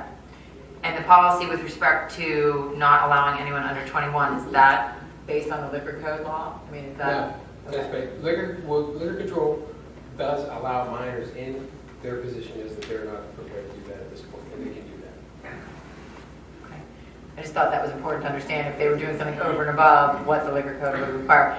The other thing I would ask is the applicant willing to accept what you just testified to as conditions that this board could rely upon? That's the information they supplied to us, what they were willing to do. Okay, because that may be something, if you're interested in having those be imposed, that your resolution indicate that those would be conditions you would want them to live by. And that's up to you. That's one way to handle it. If not, and you want just the liquor code to control, because it is obviously very pervasive legislation, let that control as well. Well, that becomes an issue. So in prior cases that I've dealt with, primarily in the borough of Westchester, when they've been faced with these intermunicipal transfers, they have required the applicants, or requested, and applicants have agreed to enter conditional licensing agreements, which basically summarize and memorialize the testimony that the applicants gave to the borough council. obviously the borough has a lot more issues with respect to liquor licenses and the student population there. So it did become an issue though, where the liquor control board said, that's on you, borough. We're not going to enforce that. We don't require that. If borough, you want to file an action for breach of contract, you can do that in the court of common pleas. And whether or not the court of common pleas would enforce that remains to be seen. So that is an issue for sure. But I would say to you, we did that with, as you reminded me, you did that with Iceland, and the applicant agreed to it, and it's a contract in my opinion. So I had spoken to your associate or your colleague that they were not offering a conditional licensing agreement, but would you be in agreement, again, if the board wanted to incorporate these provisions into your resolution? We'd have to discuss with the member of the LLC. Okay. So I have a question. This establishment is for axe throwing, correct? Correct. Next question would be, what could possibly go wrong? It's funny you say that, because that was our first reaction when we learned about this. And I'll just give you a quick background. The partnership that I'm in, we own a number of different businesses, Sky Zone Trampoline Parks, Orange Theories, and some other businesses, virtual reality businesses. And when we first heard about this business, probably like 2 years ago, we said the same thing. Beer and hatchets, what could ever go wrong with that? It sounds like And then when we saw the popularity, and it's really like a corporate team building thing, it's, things for adults. It's really, believe it or not, like the average person is probably like 37 to 40 something that attends these places. The safety, because there's trainers at every pit, and teaching and stuff, and it's far enough back that there's really almost no injury happens just with the safety procedures in comparison to a Sky Zone where there's probably 10 or 15 injuries every Saturday. The hatchet throwing places, because of the different, the training and the instructors and stuff, it's very, very safe comparatively speaking to, I would even compare it to bowling. There's probably more injuries in bowling than this. So I would understand that, but you were saying that unless you have some studies of some other places that have done this, I would feel a lot more confident moving forward on that. And I mean, have you any, you're mentioning axe throwing, and I get that, but now we're talking about the combination of alcohol and axe throwing. And I'm wondering if you guys have anything that would help me be more confident in that area. Sure. Pretty much all of the axe throwing places have alcohol. They all have alcohol. Most of them are BYOB, but we had found that a liquor license, we thought that would be nice to offer the people where, rather than them having to bring 6-packs and stuff, but all the ones that I speak of, there is alcohol with this activity. So here in Pennsylvania? All over the place, honestly. There's like 8 in Philadelphia.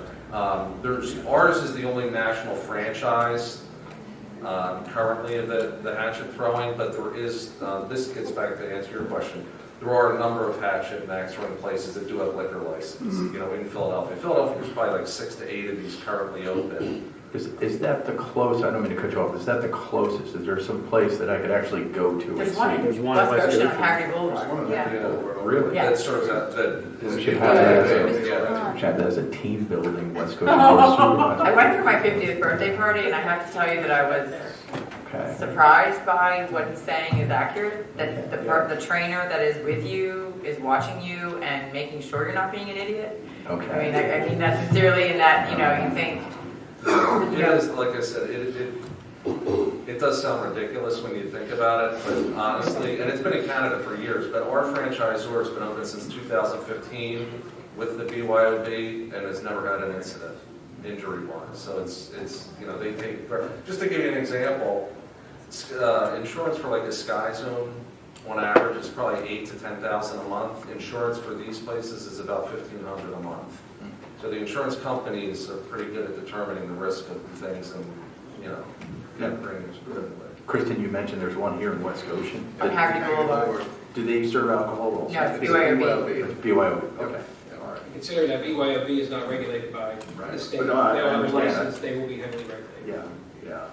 Just so I'm clear on the actual, so the The duration of the time that people are using the axes, is there always an instructor training in the presence of the people with the axes, and then they leave and go back to the lounge kind of thing when the event's over? Exactly. So the axes are always there with the presence of someone who's supervising the event? Correct. Okay.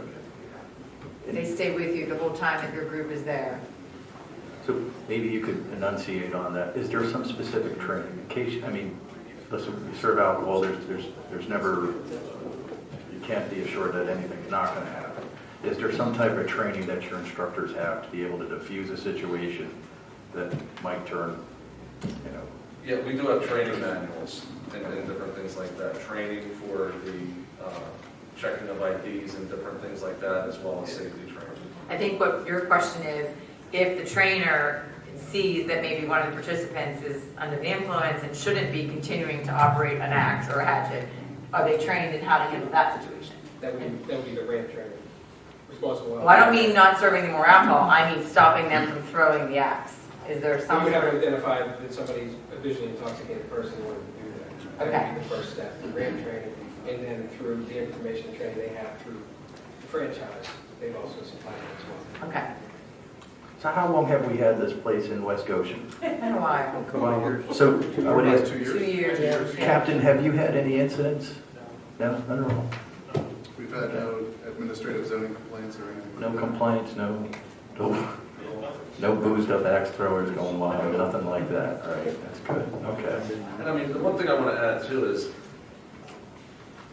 normally, people will do this for an hour, 2 hours, so it's not, in my mind, if you're serving alcohol or they're drinking, it's not like a local bar or something where somebody's going to plop down for 7 hours and be drinking. It's more like, I equate it to the bowling. You go bowling, you might have a couple drinks, or you get a driver, somebody Ubers, but it's not the 5 o'clock happy hour that you're rolling out at 2 p.m. It's a very controlled time event. You have Saturday 12 a.m. What's your Friday hours that you close? Friday, Saturday, 12 to 12. 12, okay. Monday, Tuesday closed, and then 5 to, I think, 10 on Wednesday and Thursday.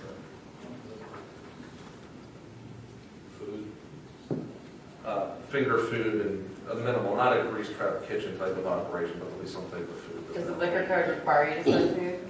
Some amount of A food? minimal, yeah, some minimal Yes, amount. it's not like, we're required to have at least 30 seconds.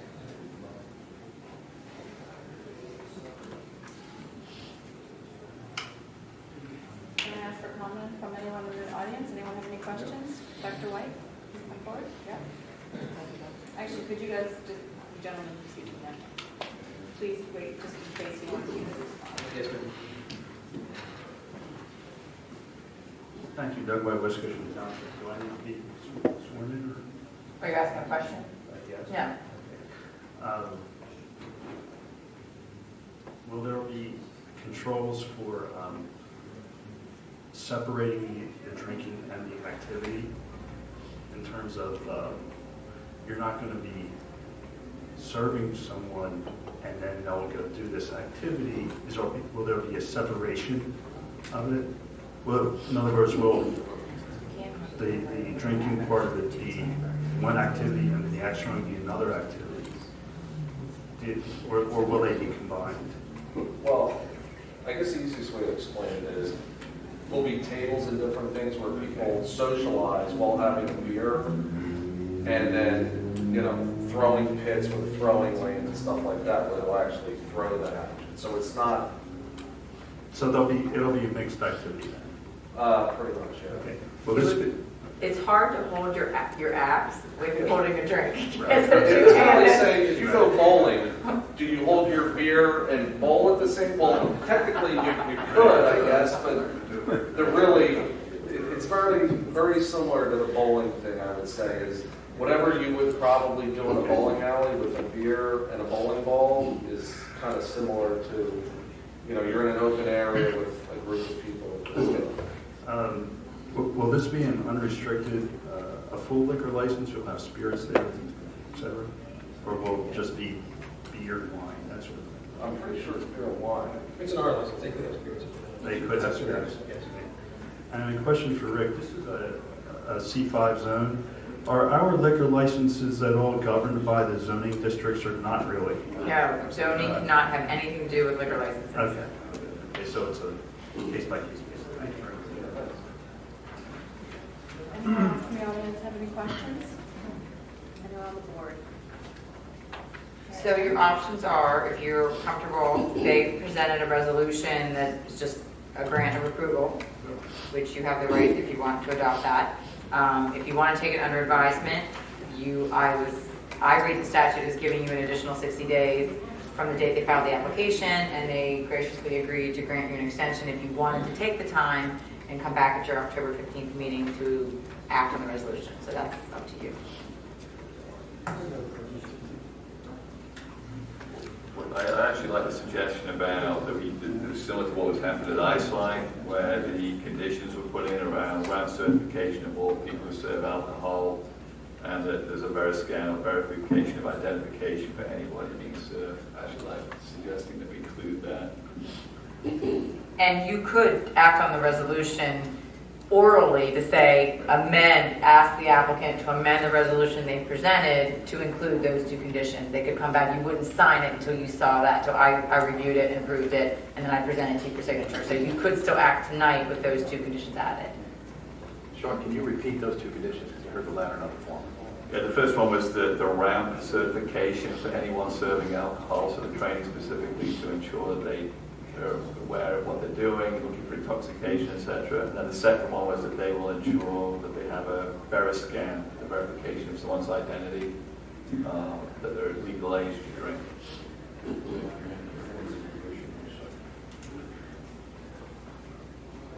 you want me to help? Yeah. So the resolution would be to approve the intermunicipal transfer of the liquor license to the property at 706 East Market Street for the applicant Westchester Axe LLC, subject to the two conditions being added that any employee serving alcohol must receive the ramp certification from the Liquor Control Board, and that the applicant utilize the Veriscan system for so long as the operation continues to have a liquor license. I'll make that. You? Okay, I just want to clarify something. I thought it was already made clear that the 6 additional regulations or decisions you guys have made to make this more safe is already part of what you're planning on doing. So the 2 that we just identified are the 2 of the 6. So those, we're going to get all 6 if that's what we're going to have. That's what you're planning on doing. But they could change their opinion. So for example, they said no live entertainment. That's how right now they're planning on operating. But if in 6 months' time they decide they want live entertainment, I think you have to go back to the Liquor Control Board for that. So, and for outdoor seating, that is something that when they submit their application to the Liquor Control Board, they have to identify very specifically in their application the area of the licensed premises, and it will not, based on what they're telling you, it's not going to include anything outdoors. If they want to come back in the future, they have to amend their application to the LCB and show them specifically where the outdoor area would be, and then there's a whole host of regulations that govern the outdoor area. So what we're doing is making sure that if you pass this resolution, is making sure that regardless of what the liquor code says, for this license to operate in West Goshen at this location, they have to maintain the ramp certification for the employees and the Veriscan system. And the township does not allow for outdoor seating in this zone, so that wouldn't be allowed anyway. From a zoning perspective. From a zoning perspective. All right, so did I hear a second? Yeah, Okay, you second. okay, I just want to be sure we've got a motion, a second. Dr. White, come back up, please. Thank you. Just to understand, the axe throwing areas are going to be separate areas. They'll be these pits, right? Well, would you allow alcohol in these pits?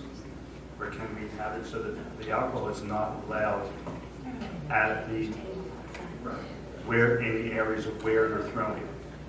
Can that be part of it? Dr. White, and again, I'm just speaking from the one that I went to.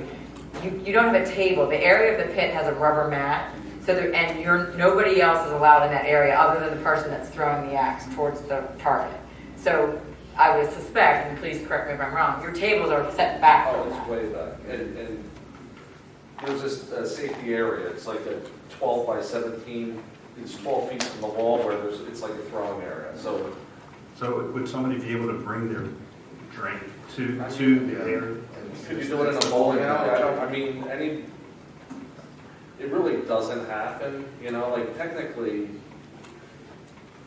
The answer is yes, it could happen. yeah, Typically does not. If somebody wants to throw with one hand and have a drink in their other hand, there's nothing that is being suggested to prohibit that. But the one thing I want to make clear is, there's hundreds of these open.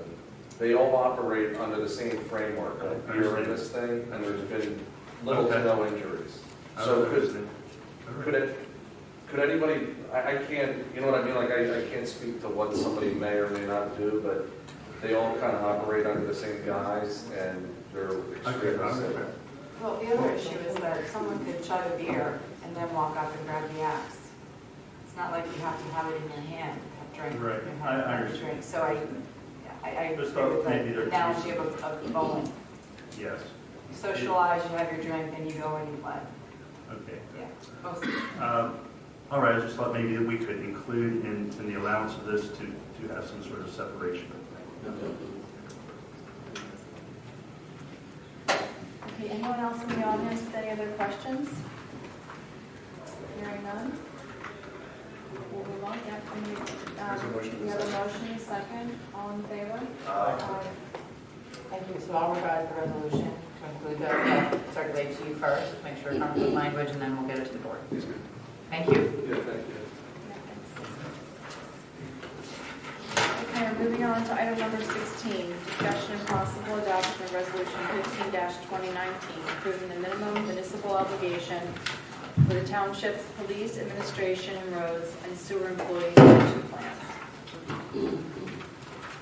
Okay, this is our annual housekeeping item regarding our minimum municipal obligation for pensions.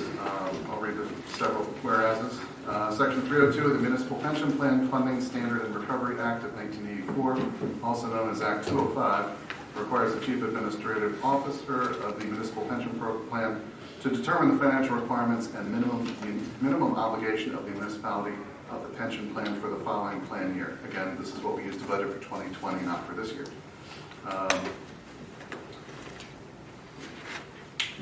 Go right now to the now therefore be resolved that the Board of Supervisors hereby adopts the following 2020 financial requirements and 2020 minimum municipal obligations for the administrative and roads employee pension plan.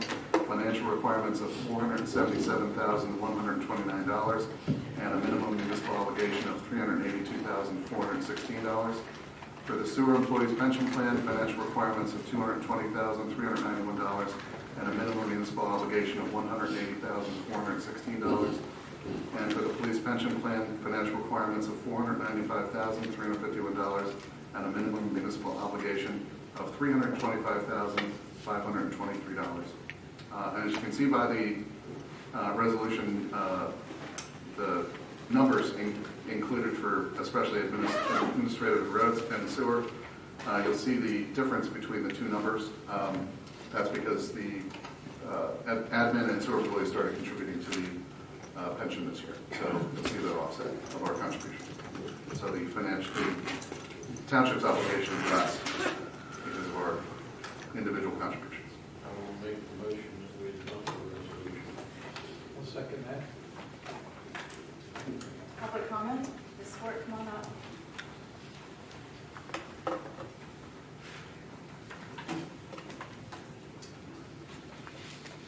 Hi, good evening again. I would ask that you delay voting on this until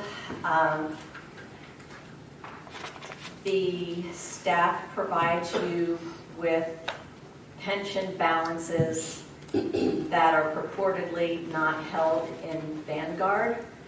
The figures that were sent to the Pennsylvania Attorney General differs from the end-of-year pension statements that I had requested from a right-to-know request. And I believe there's an email trail.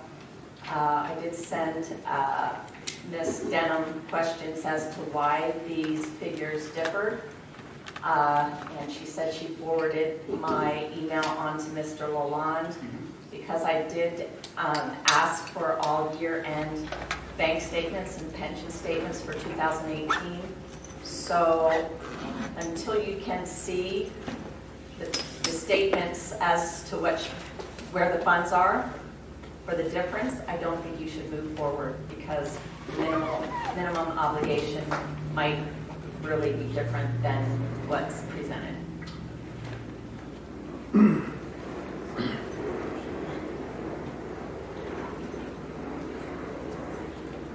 So, clarification, the end of year Vanguard statement for police, and I just grabbed this, they're all the same, they all differ. But police, the statement is showing basically $16 million, but the numbers that we submitted to the Auditor General shows 16.9. So there's $900,000 that isn't being accounted for in the police pension. When you add the three together, sewer and administration, it comes to right at $2 million, about $1.94 million difference that seems to be missing. So I would just ask that you hold off on approving this until you can get clarification from staff. Thank you.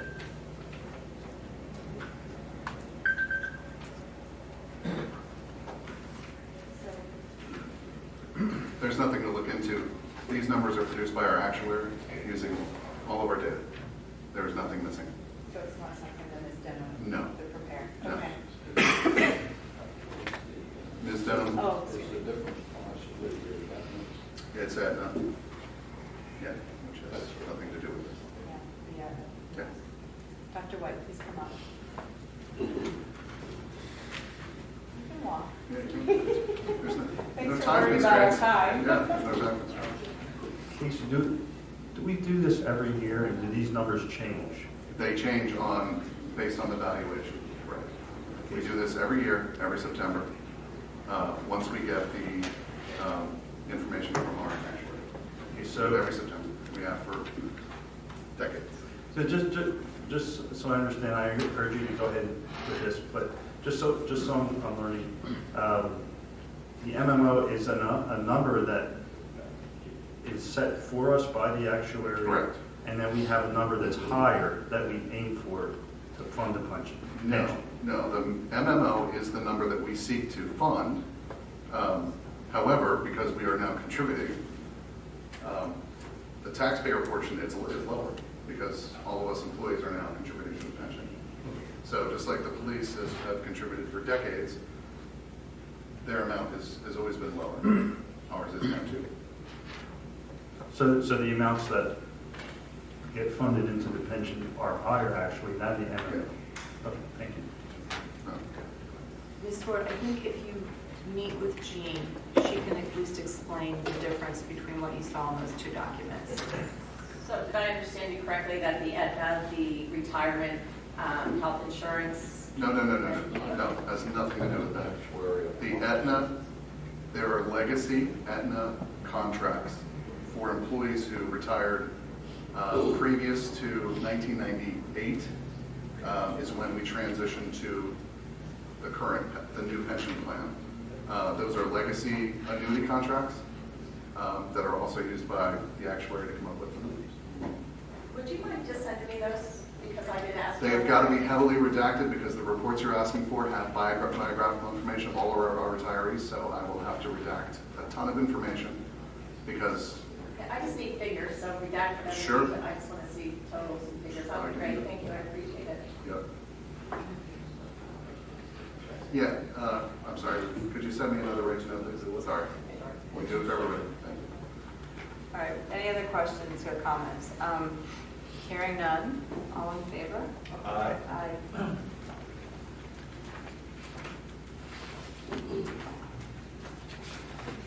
Item number 17, discussion and possible approval of wastewater department bids for 2020 sludge hauling and 2020 liquid polyaluminum chloride for bids opened on August 28th, 2019.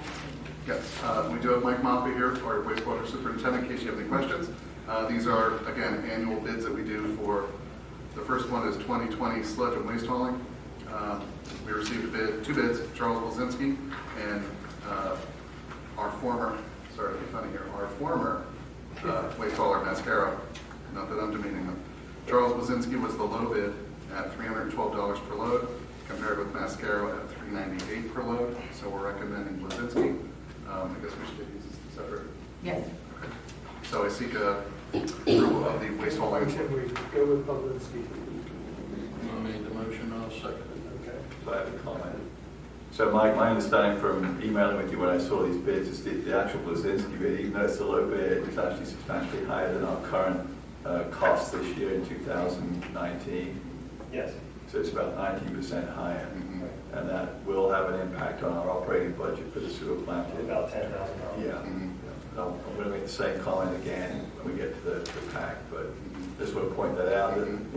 Having spent the last meeting here challenging Republic about a 3% cost increase, it kind of bothers me that again we see a substantial increase in cost without really enough, we don't have the background as to why it was this or the other bid. I believe it's that much more expensive this year, next year to deal with this work. Just a comment. Mike, is that your understanding too? I mean, what would you account for that increase that they? I haven't got an explanation. Okay. I know for a while they were pretty steady, and then the past couple of years. Yeah. We've had price increases over the last couple of years. Okay, so, any other comments from the audience? Hearing none, all in favor? Aye. Okay. So we'll then go to the 2020 liquid polyaluminum chloride bid. Yes, this is, again, if you have any questions for me, please ask. We received one bid for 55,000 gallons, more or less, of liquid polyaluminum chloride, which is one of the chemicals we use in our process at the sewer plant. The sole bid was Univar USA in Middletown, PA, for $332 per liquid ton. Again, we advertise these bids. I put them on the website. Again, we usually only receive 1 or 2 bids for this material as well. So there's just very few suppliers of this material. So again, just a comment from me. I mean, Mike informed me about the current price, which is the same as this price, which is good news. The issue for us is that now that we have put in our enhanced chemical addition and that we have reduced the phosphorus in our discharge substantially year-round, our actual consumption of this chemical will go up in 2020 in a full year. So again, we will have increased operating costs for the sewer plant operating budget next year, even though the price stays flat this year. So just a comment. Thanks, Mike. Make the motion, we accept the bid. You? I'll second that. Public comment? Hearing none, all in favor? Aye. Aye. Okay, now we will turn to public comment for any item not on the agenda. Yes, Mr. Barker.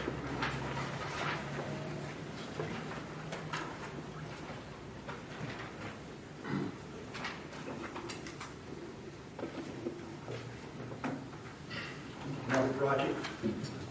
With implementation of Resolution 11, 2019, this Board of Supervisors has taken a position that dictators in Russia, North Korea, Iran, or other dictatorial countries would embrace.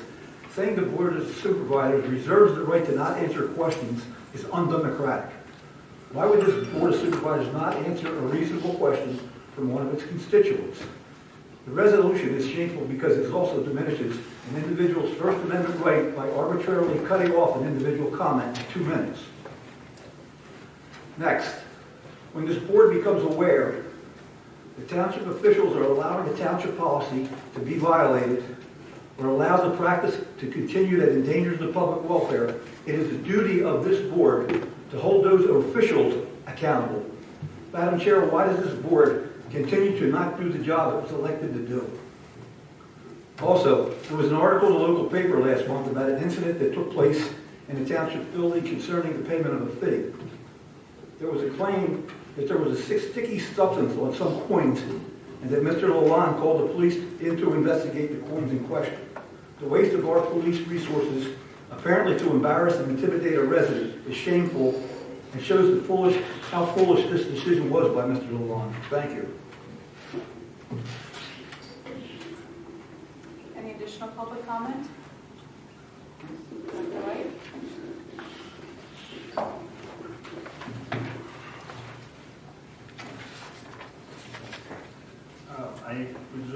to say a hello to a couple of our regulars that have been here, Bob Stratton, Bob Scheller, and Maxine Richter. I hope you're all well. Thank you. Yes, Ms. Sword, come on up.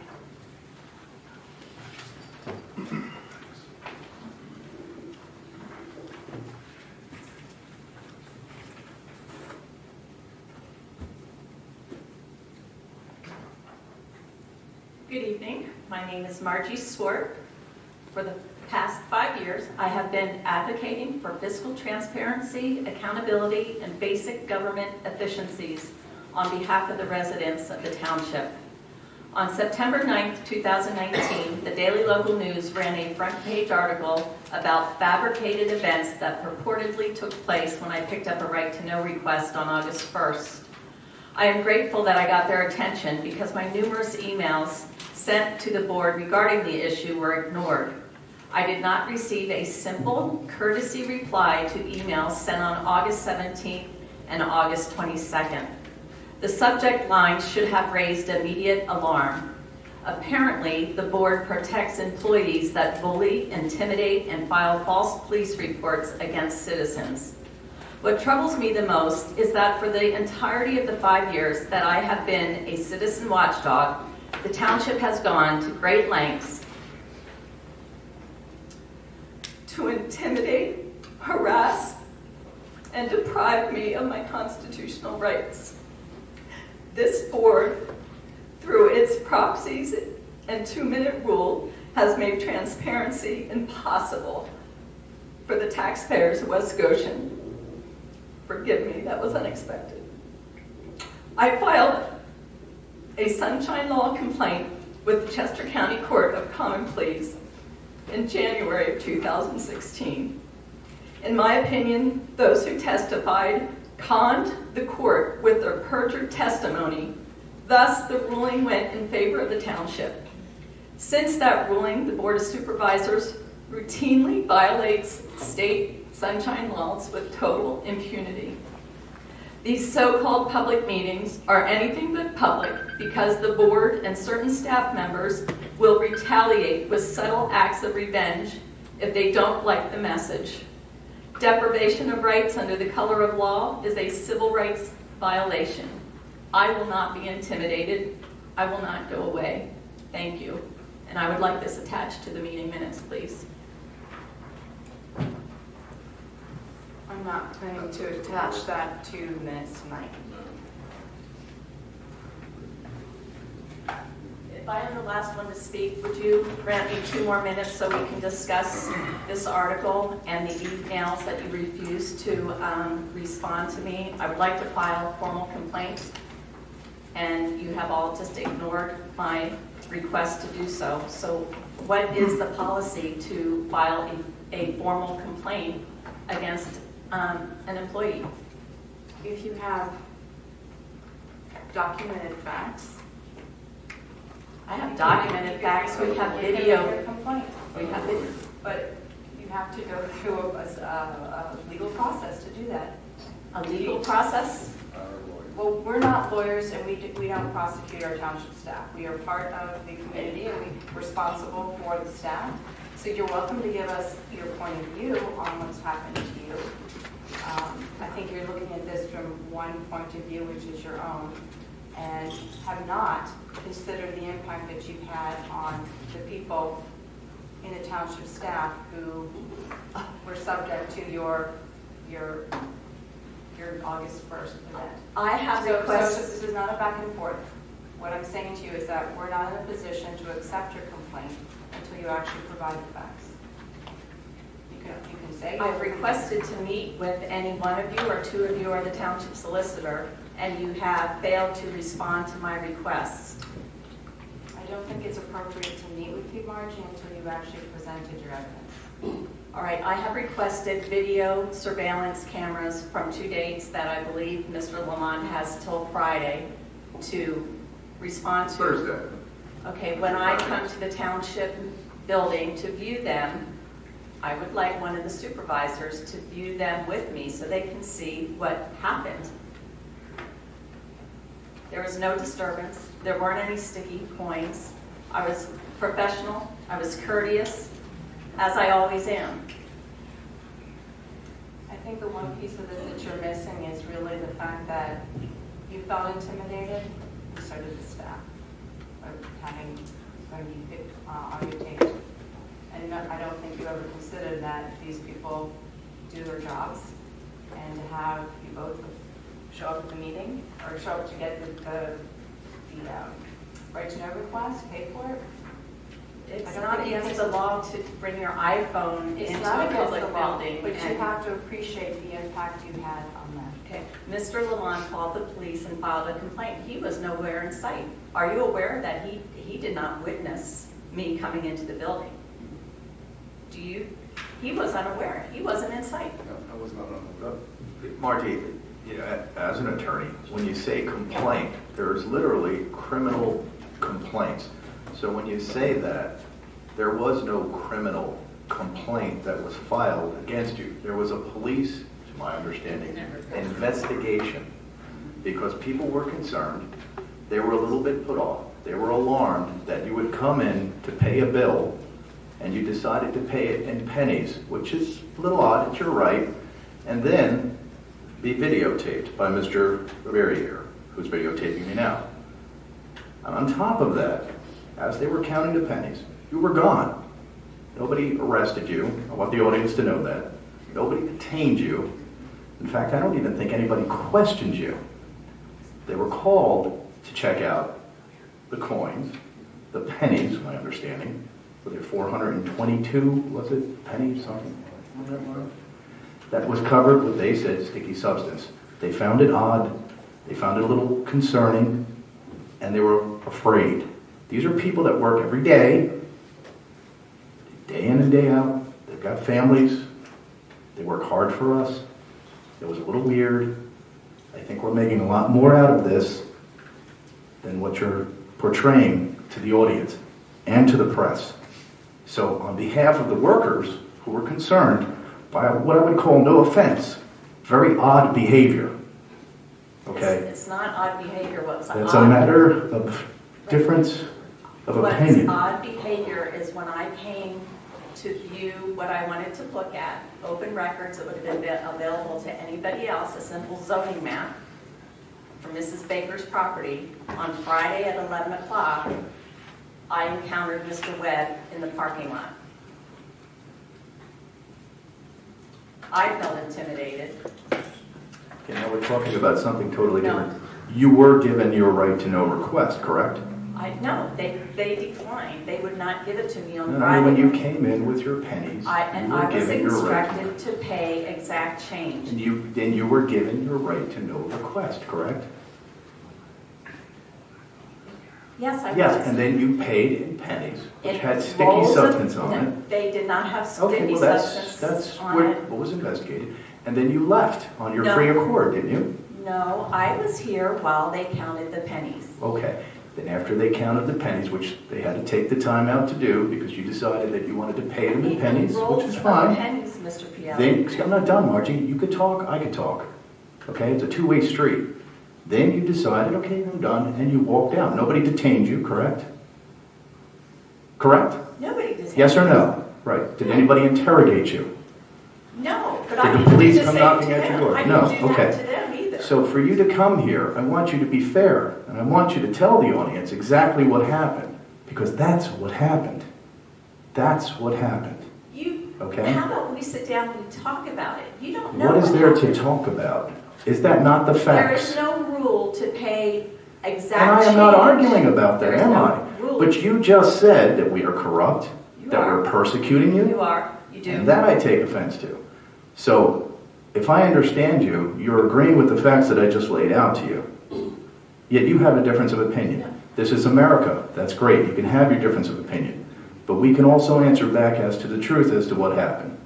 So, Margie, You don't know the truth if you didn't get my side, Mr. Pielli. You I didn't just ask heard your my side, Margie. No, I just did heard you. not. There was no sticky substance on any pennies. We have a difference of There was no opinion. disturbance.